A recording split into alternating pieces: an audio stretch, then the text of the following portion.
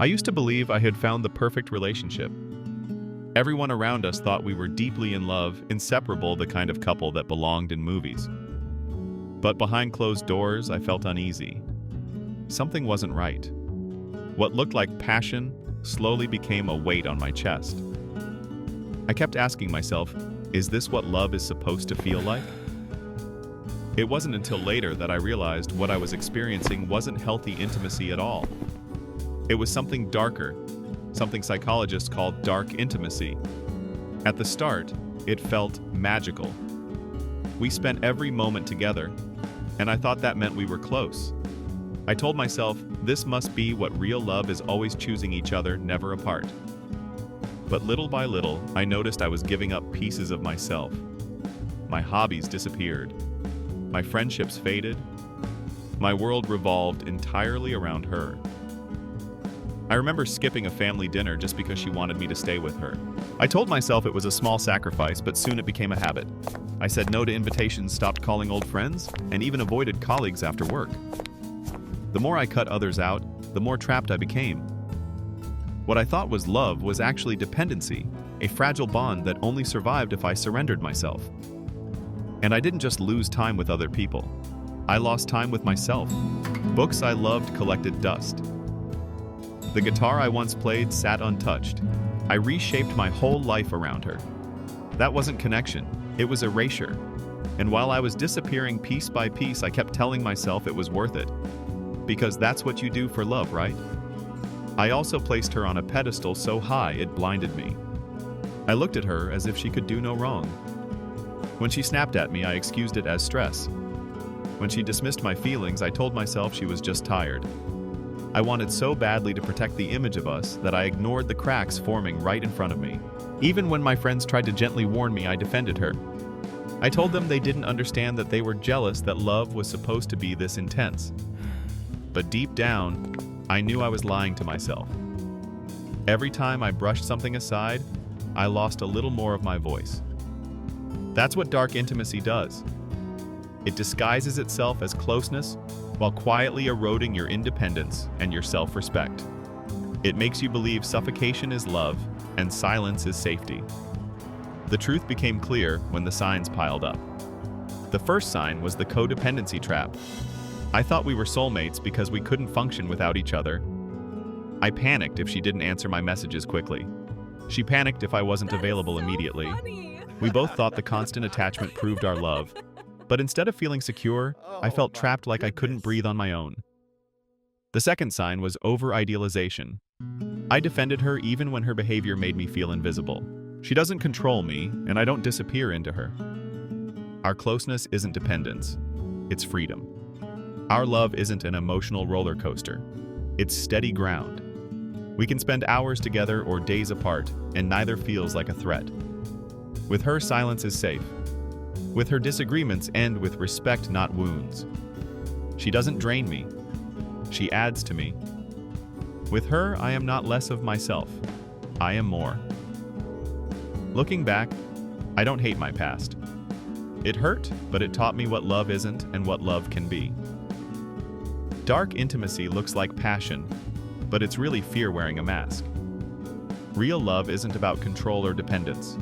It's about two people growing side by side without losing themselves. If my story resonates with you, don't ignore that uneasy feeling in your own life. Pay attention. Because the moment you see the truth, you can step out of the dark and into something brighter. You deserve intimacy that's real. A love that doesn't cage you, but frees you. And if you've been through something similar, share your story in the comments. Someone else might find strength in your words. And don't forget to like, share, and subscribe to Hi Day Psych, because together we're not just surviving relationships, we're learning how to thrive in them. I hiked with friends, rediscovered laughter without guilt, and remembered what joy outside of the relationship felt like. Independence doesn't kill intimacy, it protects it. I learned to say no. Not out of anger, but out of respect. When she demanded all my time, I said no. When I needed space, I took it. Every no was really me saying I matter too. That small word became the first brick in rebuilding my self-worth. And most importantly, I stopped playing games. No more silent treatments, no more manipulations.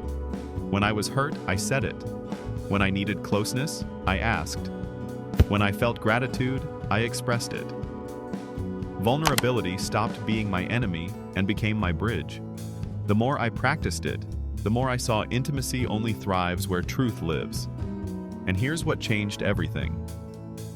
When I finally moved on, I discovered what intimacy looks like in the light.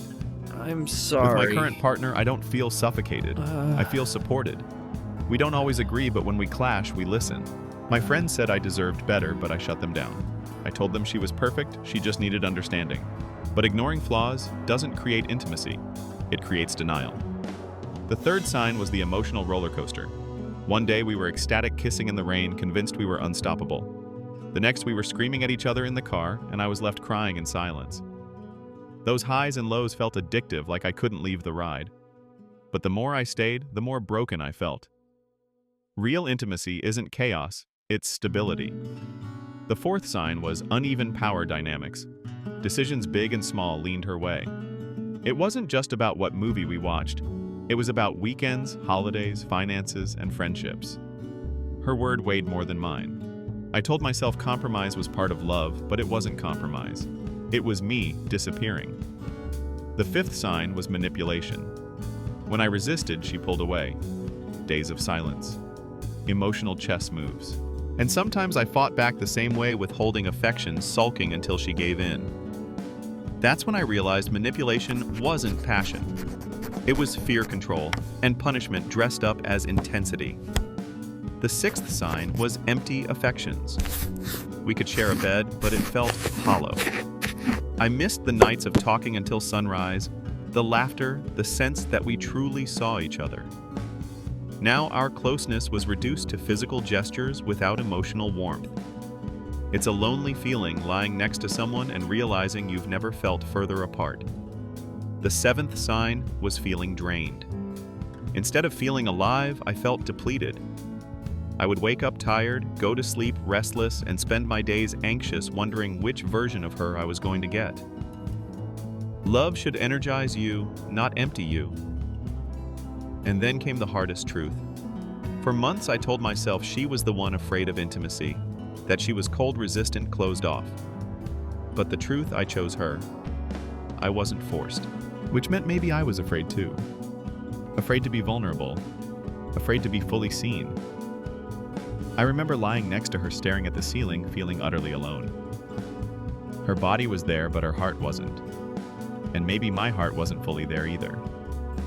The darkest moment wasn't when she hurt me. It was when I realized I was hurting myself by staying. That was the moment I knew the darkness wasn't just hers. It was mine too. So how do you step out of dark intimacy and move towards something healthier? For me, it began with honesty. I started keeping a journal. After every encounter, I asked, do I feel lighter or heavier? Seen or ignored? Energized or drained? The answers forced me to face reality. I rebuilt my independence. I picked up old hobbies, reconnected with friends, and gave myself permission to be me again. I started painting something I hadn't touched in years.